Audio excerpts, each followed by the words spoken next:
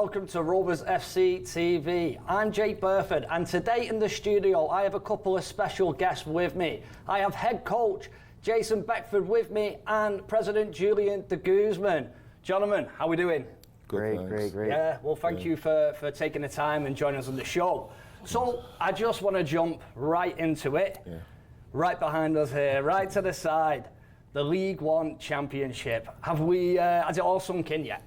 I mean, for me, it's still enjoyable to see this, and I tell you, the amount of reception we've been getting, whether it's on the socials, but in person as well. I mean, the first thing people are saying is congratulations, which is great, but most importantly, it's just a nice relief to know that we finally have the trophy, in Rovers camp, and everything that we've done. It's been absolutely amazing, and something to always remember forever. Yeah, no, it's really just saw the boys today, to be honest, just to do a little bit of training and just to keep people ticking over and just to see the lads, and it was really good. And obviously seeing this trophy here as well just brings it all back, doesn't it? So great to see the trophy, try to prize it away from Julian for a bit now. Hopefully might stay at my house for a bit. There we go, sleep with it, put it in the next to you, mate.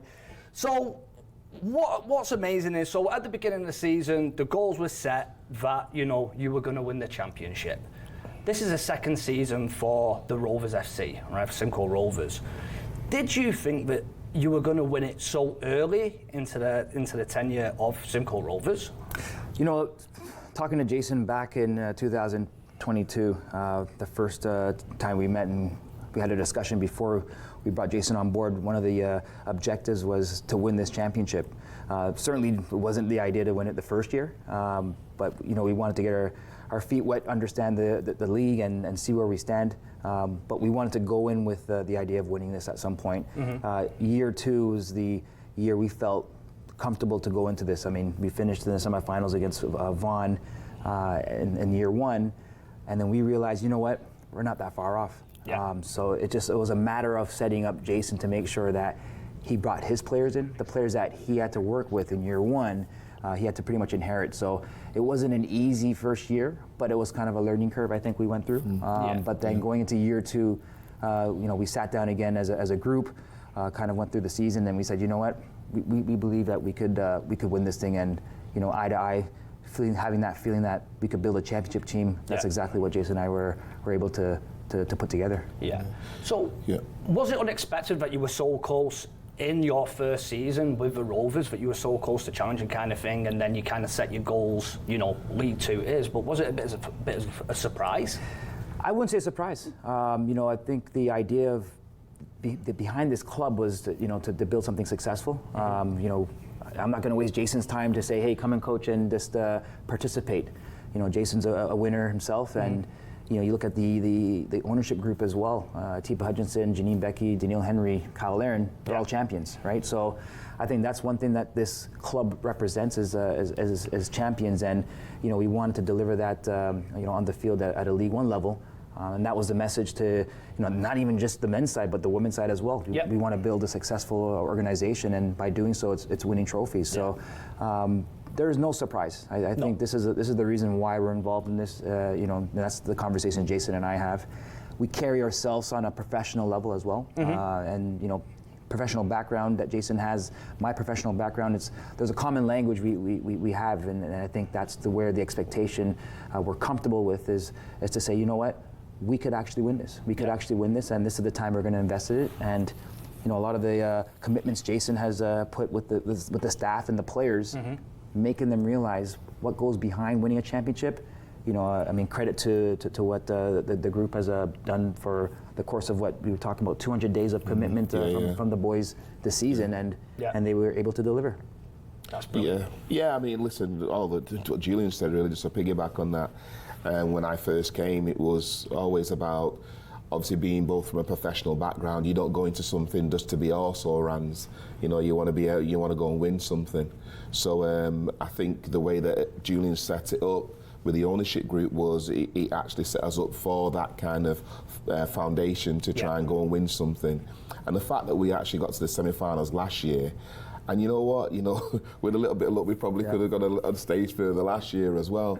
But it's like any target. You know, once you've gone so far, then the obvious target was to go further, and that was the minimum, to be quite honest.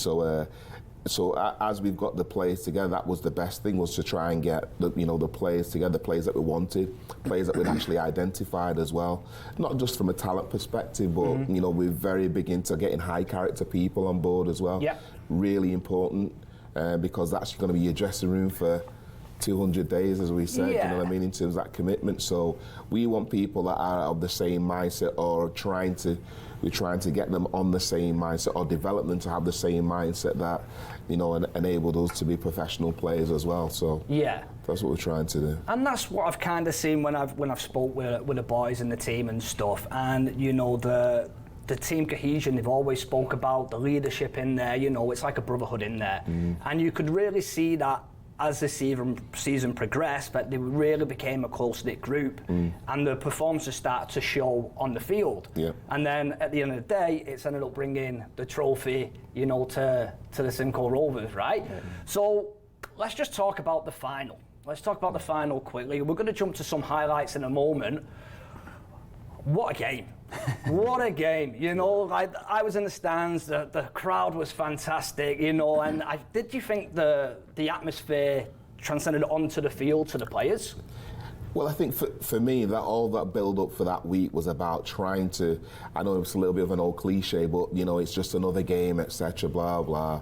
I probably didn't use those exact words, but just trying to keep the players as calm as possible. Because, you know, to go and play in an atmosphere like that, probably the lads had never played in front of a crowd as big as that. Do you know what I mean? So I talked to them a little bit about, you know, we talk a little bit about that sports psychology stuff, about, you know, external factors. So understand those external factors.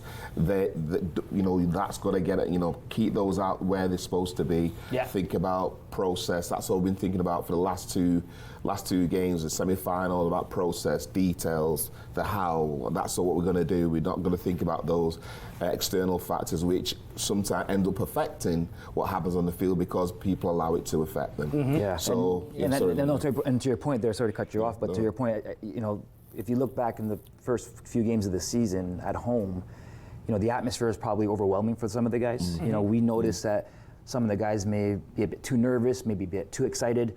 It's finding that, you know, that medium, you know, calmness going into those environments. And, you know, we go back to that semifinal match. I mean, what an incredible turnout and atmosphere, you know, that we presented and experienced. But then I think it also threw off the opponent as well, where they're walking into a crowd of 500, 600, you know, 2 hours before kickoff, right? So, I mean, that's unheard of at a League One level. Yep. And I think that really generates a lot of energy. And, you know, talking to some of the guys like Jivo and, you know, some of the boys, Alan, they embrace that. They actually love it. And it got to a point where they said, no, we need to play at home. And if we do a play at home, we're unstoppable. So seeing that atmosphere in the finals was absolutely amazing. It was a dream come true. Yeah.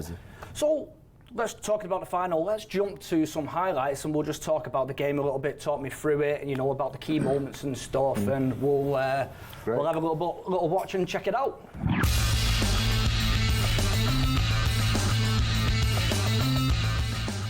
And the League One men's final is underway. That ball is between the two center backs, so we're going to see a lot of this kind of play from the midfielder, as that one is blocked. This one played across, and it's off the Scorsabi defender, and in the back of the net. As we talked about that playing between the two center backs. Skublak's header forward, he can't find his own teammate, and now it's Benitez Hernandez trying to fight off the defender, and he gets by him, sends it into the middle, and two SImcoe County players there, and it's another goal! That's textbook pass, textbook finish.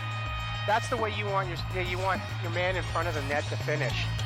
Paredes' ball forward looking for Ellis. That's a great ball. He's got a ton of room to chase this one.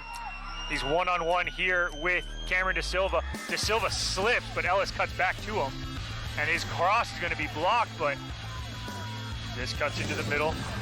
Plays it across. You know, as you can see, they started to get a little bit more into the game, if you like. Yeah. That was for our point of view, was a poor goal. You saw, you know, there was an overload in the back stick there. not enough communication between the back four. And that was just right before half-time when you scored, I believe, right? Yeah. Did that change your half-time team talk? To a degree, yeah. But again, it's just trying to get them to be calm and just say, listen, you've done really well. You've got yourself into a good position here. The audience doesn't shock me. When I knew what our two teams were going to be, I told our team to anticipate a really big crowd. You know, these SImcoe fans showed up around 4:30 with their flags and their megaphones, and that's amazing. They did it last week at home too. They were there an hour and a half before kickoff. Fantastic. Yeah, almost like a point. And Commanding things early on in the second half. Black goes up with this one. Cotterill running it behind. He tries to get there, but Cody Ellis ends up with the ball. Yeah, you can see here there's one or two hairy moments. Yeah. Those like for Julian and people. Oh, yeah. Coach, it was, I mean, I didn't get a chance to sit down for the 90 minutes, I'll tell you, but it was a game of moments too, right, where I thought we had an incredible start, but then allowed Scrisopi to come back into the game. But overall, it was such an exciting game back and forth, and that's exactly what you would want in the final. But this play here, I mean, this is full of experience of, you know, Orlandis to take himself into the box and provoke the penalty. And I think that's, you know, this is the moment where we were all on the edge of our seats, and Givo being able to finish that against a very good goalkeeper, you know, it just puts us back in that driver's seat. And again, the excitement and energy in that stands, Jake, it was absolutely amazing, and we were just inches away from holding the trophy. But this is what scared me. So yeah, let's just talk about this red card here. You know, so from where I was from the sidelines, I didn't see it, but then looking at the video here, it does look like a straight red card. How did that change the game? How did it change the mindset for you? Did you then have to think we're going to go more defensive here? Or did we have to change the tactics and drop more into midfield? Yeah. Well, exactly. And also, you've got a man down now, and particularly when you're kind of under pressure a little bit anyway. So you've gone from thinking, okay, do we change it tactically anyway, to obviously we've got a one man down. We've got to change it. So fortunately, we do have. I mean, this here is like a fantastic finish. I mean, people might just look at that and just think, okay, that's an easy finish. But it's not. It's a controlled volley in the side of your foot, you know, with a great ball actually as well from Gabby, our right-sided player. But, you know, Givo's been like that for most of the season. I mean, the kids had really, you know, they had to teach me a little bit how to play centre forward to a certain extent, you know what I mean? And Juno will attest to this, but he's come full circle in terms of his development this year, and for him to score a goal like that, Julian will say, like, he probably wouldn't have scored that in, you know, early on in the season. That probably would have gone over the bar. He probably wouldn't have got a good contact on it. But, you know, good kudos to him. He was a great finish. Yeah. And that comes down to your coaching as well, right? You know, development and guiding these players and teaching them, right? So, talking about that, let's look at the scenes here for the team and the boys. Yeah.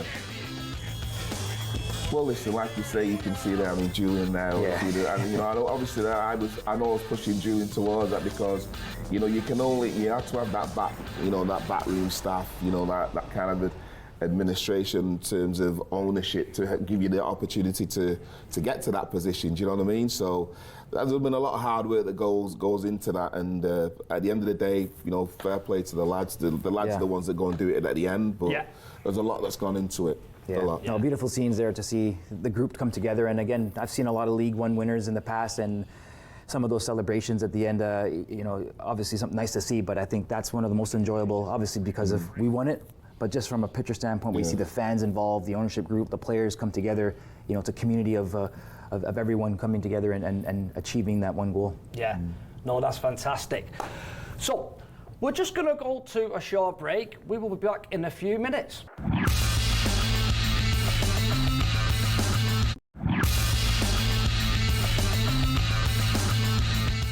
Welcome back to Rovers FC TV. I am here with Jason Beckford and Julian DeGuzman. So, Jason, I kind of just want to touch about, there was a big turnover of players from the first season, right? So, how much of that was a challenge to get the new group of players to buy into your philosophy? And like, how long did it take? Where was that turning point in the season, do you think, where it all clicked? Well, well, to your first point, you know, just getting the recruitment piece done, there's a lot of work that goes into that, identifying people. You're identifying people through the season as well. And then it comes to the end of the season, you know, obviously you're straight into, okay, who do we want? Who would we like? And we were saying before about how it's not just about looking at talent, but you just want people who's going to be able to fit in with your philosophy with regards to how you want to play, but the kind of characters you want around the place. Yeah. So that's really important to us. And then getting that group of players in, you never quite know how it's going to gel, if we're honest. Yeah. You're just hoping that that's going to happen because you first had that foundation of talent, and then you get to see people and the way they operate, and you think, right, okay, I was right about him, he might need a little bit more work, etc. But I think for me, I don't know about you, Julian, but I think the turning point for me was the Burlington game, I think, when we'd actually just come off a bad result, really. We got beat at Windsor, which, you know, to this day I'm thinking I don't even know how we lost that game, but you come back and you want to bounce back from something like that, and we won at home to Burlington, 4-3 we won that game, and I think it was the game where Paul Cara first came into the starting lineup as well, and I think after the Burlington game, I just don't think we didn't really look back after that. So that was a turning point for me anyway. Yeah. So, and then question for you, Julian, about the scouting then for, you know, is how in depth is it? You know, when do you start the list? Is it in North America only where you look for these players? When does the scouting kind of start for the group of players that you want to play for the Rovers? Oh, I mean, we scout every game, I would say. Yeah. I think that list would increase by maybe 5-10 players after every match. But to be honest, I mean, it comes down to the team of people behind the scenes that do it. It's not a one-man show. You know, we jump on coaches' calls, and that's one of the topics of conversations on a weekly basis. Yeah. Is who have we identified from the opposition that we could look at, but also we have a few eyes and individuals and staff members that are watching CPL matches, watching USL matches, and you know, there's always players on the go. There's even times throughout training you'll invite players out and have a look at them and may not sign them for that particular season, but you know, we've identified them and say, okay, perhaps next season we could have you involved in the group. So the scouting is an ongoing thing, and it comes down to the end of the season where we would sit back and just reevaluate the entire squad as a whole. Who we like to have back into the squad next season, who are the guys that we want to see that weren't involved in the squad for next season as well. So it's an ongoing process, I must say, and you know, there's no real start time that you would put on in terms of scouting, and then in terms of where we scout, it just comes down to, you know, how to get a hold of those players. You know, again, top quality players is one thing, but then are those individuals, you know, professionally minded, and are they ready to commit to the morning sessions that we have on a daily basis? That's something your typical or your average Canadian that's playing semi-pro soccer cannot commit to, right? So those are some of the things that we have those discussions about, and we learn about the player. And behind the scenes, I mean, Jason and I talk about it. It's not just him and I. I mean, there's probably another, 5-6 individuals that we're on calls with, talking about players, and it's even with agents as well. So it's an ongoing thing, and I think it's just a normal thing. If you're invested in this on a high level, that's kind of how you have to operate if you want to make sure you're on the ball and make sure you're getting the best players leading up to the following seasons. So having said that, bring the trophy home now. Do you think you're going to have players knocking on the door? They're going to be wanting to play for the Rovers. Do you think that's going to be a case for next season? Good problem to have, I guess. Definitely. I mean, listen, even after our first season, people saw what we did in our first season, and Julian again will tell you that, the amount of emails and calls that he would have got, because what happened last season was as well, which I think is the other side of it as well, is, listen, we want to be successful on the field. But our mandate really is we want to try and create an environment where we're preparing people for the next level, which is about being a professional. So we had a couple of our players that went into professional environments last year as well. So all of a sudden now people look at it and say, okay, Well, they're a new club, but they've got 2 of their players that have gone on to a professional environment, so people get attracted to that. Yeah. So now that this season, now again, we expect we'll probably be open to another plethora of players again. That we will probably look at what we've done now with the trophy as well, with winning, and then we'll see how many players that we get to other environments as well. Because Julian again will tell you about the amount of interest that we've had from higher levels of football that are interested in our players. We're just in that kind of that kind of transitional period at the moment where certain seasons haven't finished. Our season's finished, but in terms of the professional environments, their season's not finished yet. So we're getting a lot of interest with our players now, aren't we, Julian? Oh yeah, absolutely. There's a lot of conversations that have been had throughout the season from multiple teams, whether it's CPL, MLS Next Pro, USL. The calls keep happening about players in the squad, like what's happening with this individual. We'll keep an eye on that guy. So, yeah, that's an ongoing thing. It certainly the interest has increased compared to last season, I must say. But the one thing I must say, in terms of what this club represents, and sometimes people, may receive it on a different level. From year 1 and year 2, you will notice, and Jason could attest to this.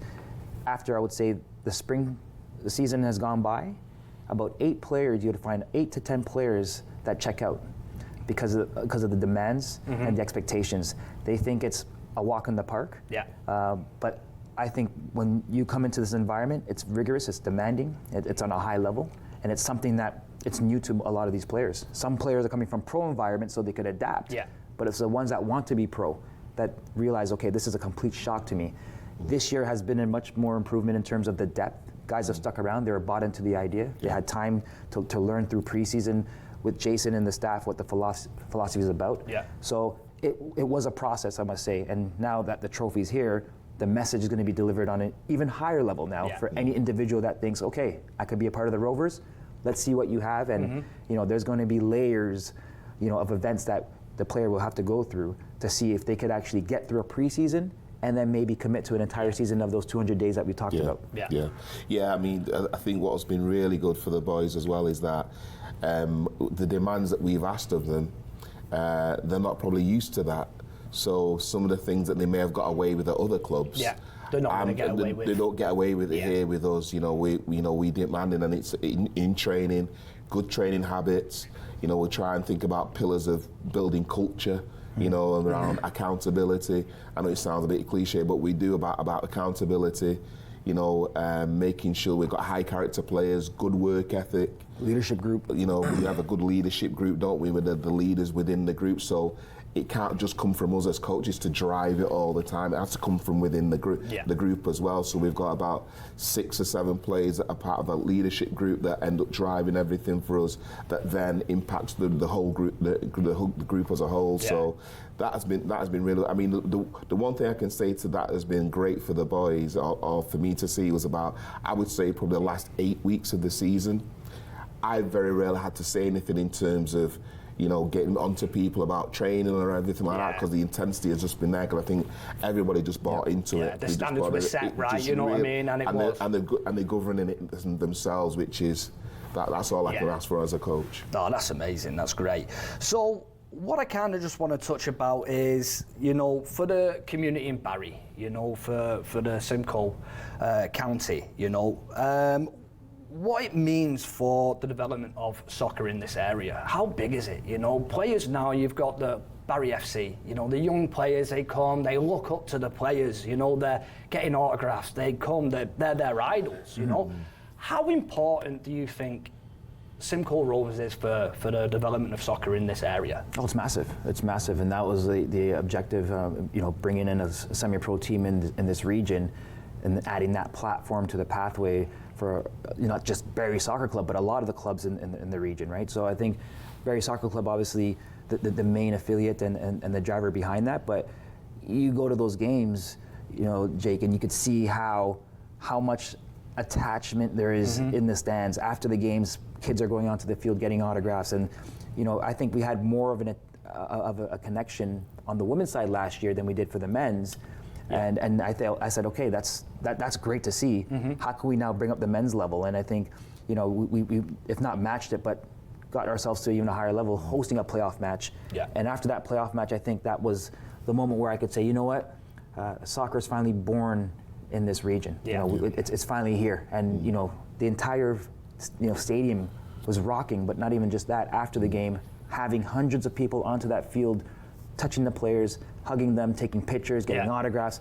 I mean, that's for me a massive step in terms of where we're going with this, for the soccer community and the attachment. But I think also at the same time, having players from Barrie playing for the team is the biggest statement I could attest for. Yeah, and I always said to the boys when they came here, you know, what was fantastic is that they were always up for signing autographs. You know, the connection with the players and the fans. And I asked, you know, is this one of the core values of the Rovers? And they say, yes, it is. You know, we want to do it. You know, we embrace this community, which is fantastic. So before we end the show, what are the goals for next season?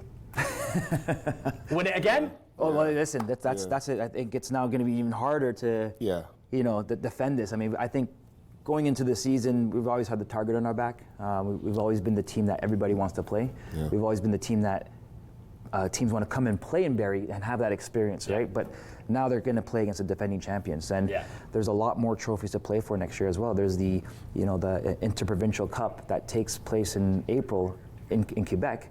So that's a trophy to play for. Then you have the league to play for. Then you have the League's Cup to play for, and then you also have the Canadian Championship as well. Yeah. So there's lots of competitions to play for. But I think this is the one trophy that we certainly want to defend, and it's going to be extremely hard, and it's certainly one of our objectives. Yeah. That's amazing, gentlemen. I want to say thank you for taking the time and coming on the show. Thank you.